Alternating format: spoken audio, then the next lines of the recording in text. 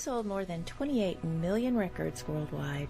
His songs have appeared in dozens of movies like Joe Dirt and Paul Blart Mall Cop. He's been featured in television shows, commercials, video games such as Grand Theft Auto and Guitar Hero.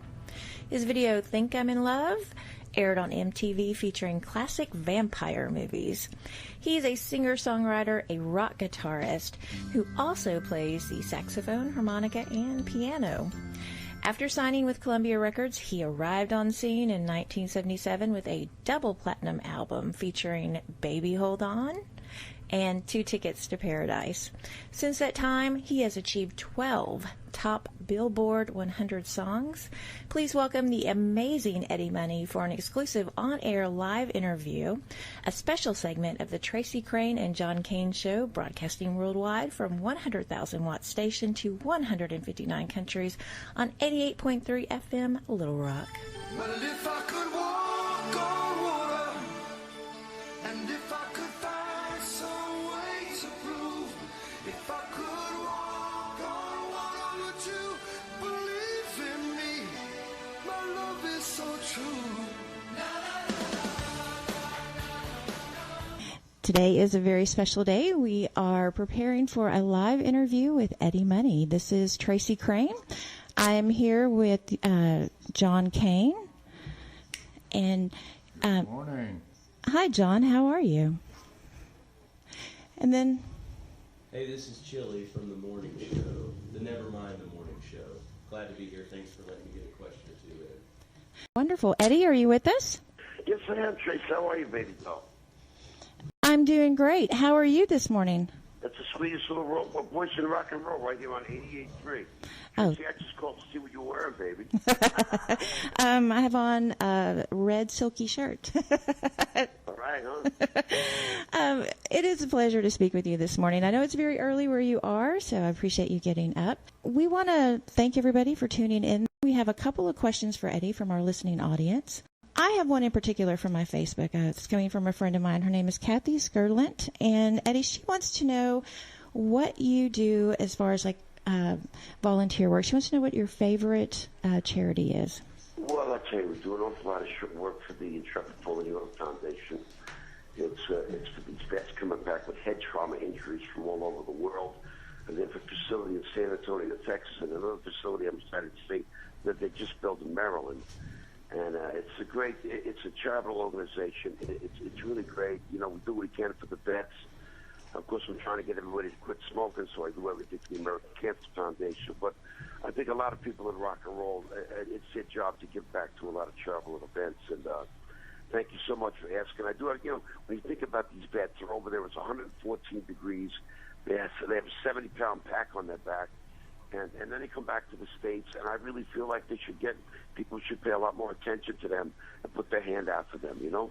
Oh, Men and women in uniform serving our country all over the world. I don't think they're over there because they want to come back and go to junior college for 2 years, you know, with the GI Bill. I think they're over there because they love this country, and because they are over there, I think everybody over here should feel a lot safer, and I'm very grateful and thankful for everything they do for us. Eddie, I ride the public transit every morning. I see them all the time. We have a vet center right down the street here from us. We're trying to develop a partnership that is probably based on artistic expression more so than immediate medical needs. I think that's something that the Veterans Administration and the hospitals and the doctors don't really look at. Well, I couldn't agree with you more, John. You know, and these are wonderful human beings. And when I sell shirts at the shows, a lot of the proceeds are going to go to the Intrepid Fallen Hero Foundation, which is, you know, they're like the wounded warriors. It's just a great thing for these kids coming back. I got to call them kids because, you know, the younger men. I meet these Marines on the plane. They look like babies to me. Yeah. They're 19, 20 years old on the way to Afghanistan. It's really crazy. So I do what we can for them, you know. Well, let's stay connected Yes. on that aspect of it and do some real positive things here in Little Rock. Absolutely. We are going to welcome Kevin to the mic. Kevin? Hey, how you doing, Eddie? Kev, what's up, buddy boy? Great. Hey, I had a couple quick questions for you. First one is from my kids. They just insisted on me asking you this. Do you have a dog at home, and if so, what kind? Jeez, do I have a dog at home? I should open up my own ASPCA. My wife's got a King Charles Cavalier. My daughter's got a King Charles Cavalier and an English Bulldog. I have 2 Basset Hounds. I've got a Great Dane, and I've got a Staffordshire Terrier. That St. Charles sounds like a big dog, is it? Yeah, I got a Great Dane. He's a beautiful dog. Dumb as a rock, but I love him. Man, my girls would be so jealous. We only have 3 at the house, but they're just nuts about him. So I had to ask that for them. There's nothing like a good dog. That's right. You know that. And then the other question I had was... I love my dogs more than I love my kids. I can't tell you about that. They don't talk back, and you can always put them outside. That's right, Dick. You would say that. Hey, well, and then the other question I had for you was on a little more of a serious note. Just curious what your thoughts are on the current streaming music services and the whole angle that the industry seems to be going in that direction, and just what your thoughts are, what you think the future of that is, and will they ever get to a... I love good rock and roll music, and I sold like 40 million records, which was a lot of records. And these days, I mean, these kids think music is for free. I mean, it's insane. I mean, a lot of these musicians don't really make the money that they do. But it's the times. You got to go up, look at the news. You can't get up and knock it out of bed. I mean, my kid's in a band called Dead's Money in the Bass, and he's not going to see half the money that I saw. But he's still going to get to go on stage and do what he loves, playing rock and roll. And at his age, he'll be hitting on all the chicks and having a great time. Sure. You think they ever hit some sort of critical mass with that, where they're able to compensate the artist better? Or? No, I really don't. I think it's a losing battle, to tell you the truth. Rock and roll is not, these artists work really super hard. They put their blood and guts into their music, and they don't really see the money. You're not going to get money from Spotify. You're not going to get money from a lot of these companies. Sure. But it's the sign of the times. You just got to get up and take it. The world goes around. Play more live shows. Do a lot of. That's what I do. I love to play live anyway. It's a lot of fun. Yeah. Well, as a music fan, I like the live shows better anyway. So, look forward to seeing you here in a week or so. Well, thanks so much, Kevin. I really appreciate it. Thank you. Okay. Okay. Eddie, I have a question for you. Yeah, hi, honey. I was reviewing your amazing rock biography over the last couple of days, and I was reading stories and things, and I read somewhere that you have a bit of a lead foot. Is that true? A bit of a what? A lead foot. Well, you mean, do I drive fast? I tell you Yes. the truth. Well, I'm an ex-cop. So a lot of the cops give me a break, but I'll tell you the truth. When you got to get to the airport and you got 3 kids in the car and your wife's still putting the makeup on, and you don't want to miss your plane. It's like Sammy Hackett, a good friend of mine. I says I can't drive 55. No, but I do my best. Got the seatbelt on, and now I'm in traffic school with everybody else. I tell these cops I used to be a cop. They said I heard that last week. Oh, absolutely. Tell me what it was like when you were on the force. I worked around law enforcement for a little while. Sure. And it's really a very tight-knit community. I really enjoyed that experience. Well, cops, cops are cops. You're going to love them, you're going to hate them, but you're definitely going to need them. There's no doubt about that. And when I went on the police department, I got a good job because I took typing in high school because I got thrown out of shop class with my lead guitar player. So we wound up taking a typing class. In those days, guys didn't take typing classes. It was just me and my lead guitar player with all these pretty girls in the typing class. So when I went on the police department, they said, "Can anybody type?" And I looked around the room. I was a little embarrassed because a bunch of men. I raised my hand. So I went up typing the roll calls for the police department, which was great. So I worked 8 to 4 instead of working around the clock like a lot of other cops, and I kept my rock band together. But being a cop just wasn't for me at the time because I just couldn't see myself in uniform for 20 years like my dad. My grandfather was a cop. My brother retired as a cop. I got a couple of my nephews that are on the job right now. But, it's a tedious job, and I think a lot of people become cops because you basically want to help people. That's what it's all about, helping people, change a tire. Somebody's stuck in an elevator. You got to deliver a baby. You catch a crook. I mean, these are good people, these cops. They really are. So, Eddie, let me ask you this then. What can rectify the current situation with the police profile as being brutal and abusive? I don't think that's going to change that much, to tell you the truth, John. But now, to defend the police department, these guys are going to have cameras on me now when they go out there busting these people. It's like they did this, they did that. It's tough. I got a couple of nephews on the job, and it's just like they got their hands behind their backs sometimes, Tough situation, which is not safe for the community. But, in time, I think people have realized that the civil service workers, they got wives, they got kids, and they're not out there hurting anybody. They're out there to protect and to serve. That's what it's all about. Absolutely. Okay. One thing I have I'll be bitching about just like the next guy when I get a speeding ticket, Don't these guys have anything better to do? Yeah. I know exactly what you mean. I took a picture of the inside of my car a couple of weeks ago, and I have a stick shift, and I love to drive fast, and I have a lot of fun with that. I actually posted it to my Facebook, and I said, there's nothing like a stick shift. My son just got getting his driver's license. I'm trying to drive him to a stick shift. I got 5 on the floor myself, baby. I know. I think I was born to be a race car driver. You got it, man. Nothing like popping that clutch going into third gear. I love NASCAR. Yeah. I have a question for you. This is in regard to your social media. I was taking a look at your social media, and you really know a lot about branding. I mean, you have got the formula down. I mean, it's impressive. When you go to your website, I mean, you've got everything. You have created an empire. How is that working out for you? Well, I do. I guess I got a lot of Instagrams, and I got, you wake up in a great mood where people really get up and they love your music and they compliment your songs, whether it be a Baby Alon or Two Tickets to Paradise, Take Me Home Tonight, I Think I'm in Love with Shakin'. We had like 14 or 15 songs in the top 100. And we get a lot of great Twitters, and it's a great way. One thing about the internet, must be that they steal a lot of your music, and you don't get the money you're supposed to be getting. But to be able to get on and chat with the fans is really amazing. I just love that. Like Facebook and all these. Social media is a lot of fun. Oh, it is. I love to play around with it. It's giving you as an artist a lot. It's taking away control, but it is also giving you a new kind of control, meaning that you can control your media in more than what you probably ever have been able to before. Is that presenting any kind of new challenges for you? I'll tell you. The thing is like I got new music. I got somebody that's opened up a country. He's moved from a rock station to a country station. Then I got to figure out how I did a country record with me and Vince Gill.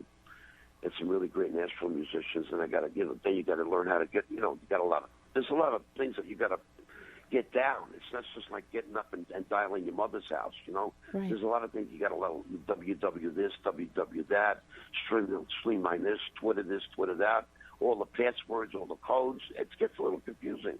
Oh, yeah, absolutely. I have to write all of my passcodes down on a piece of paper, and I know they say don't do that, but it's the only way I would be able to remember it. I know. That's what I do too, Trace, But I think, it's a big old world. Everybody knows exactly what everybody's doing, which is fantastic.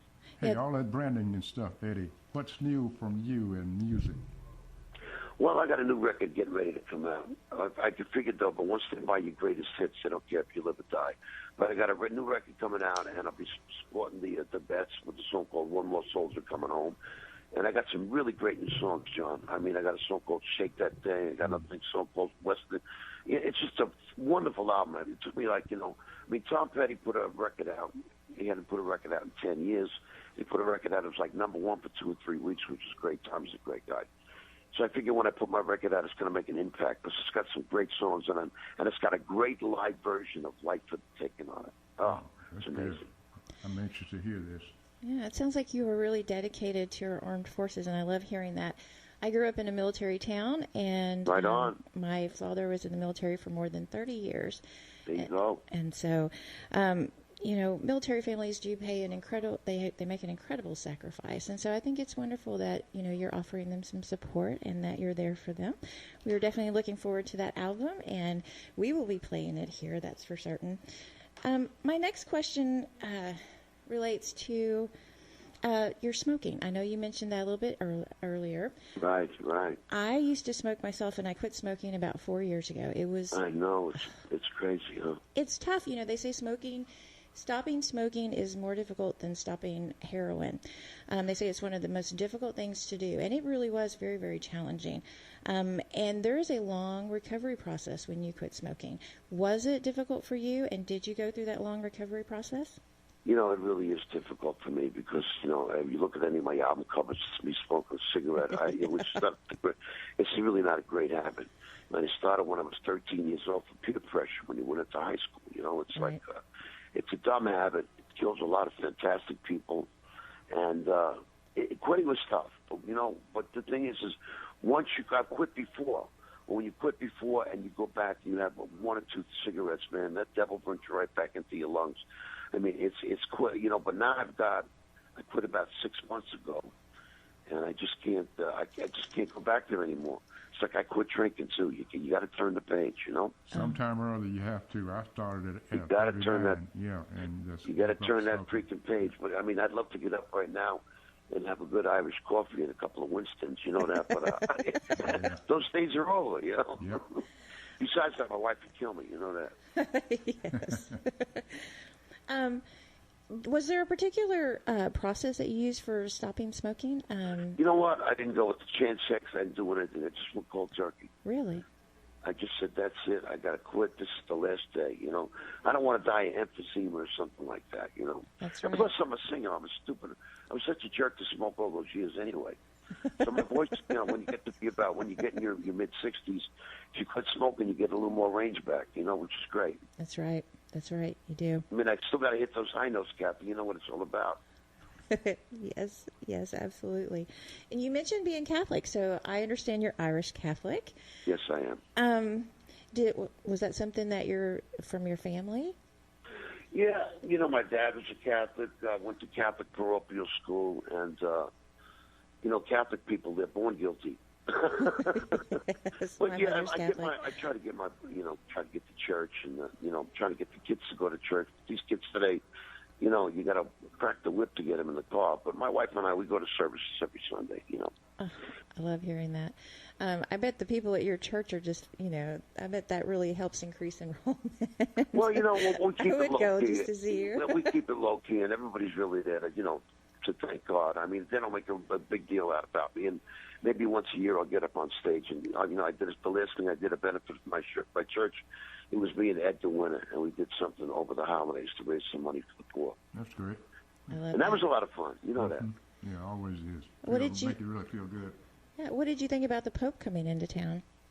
You know, I didn't follow it too much, no, but, you know, I thought it was really fantastic that he actually came into the United States. I went over to Rome to see him. My father was a devout Catholic. I had him blessed by Pope John, so he was thrilled with that.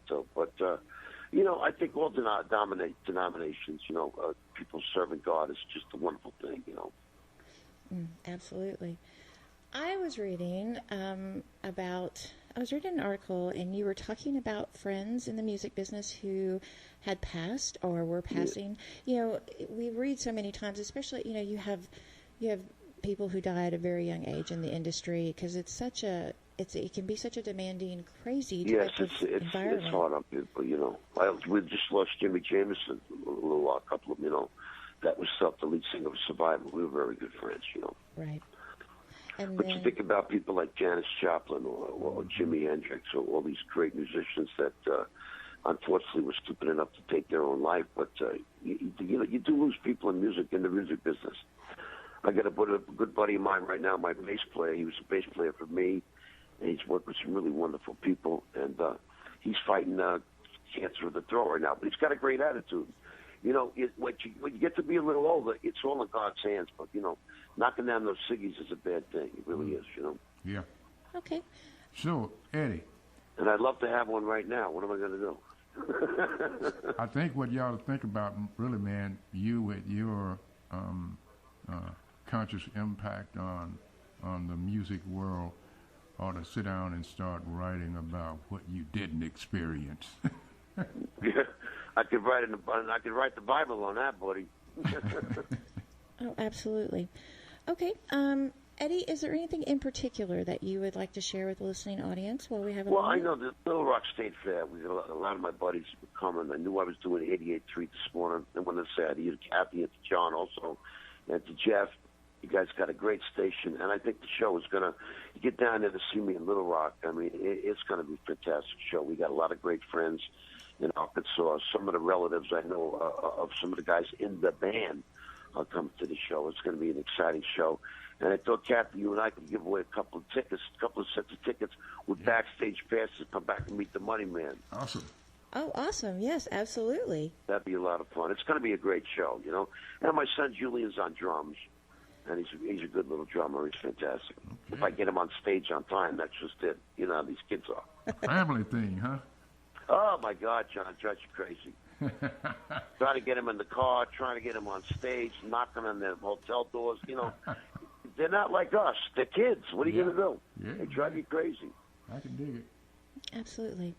Well, Eddie, I want to thank you so much for being with us this morning. This is your host, Tracy Crain. I'm here with John Cain. We've been interviewing with Eddie Money. If you have an opportunity, please get some tickets and come on out to the show. It's going to be October 10th at 8 p.m. We look forward to seeing you out there.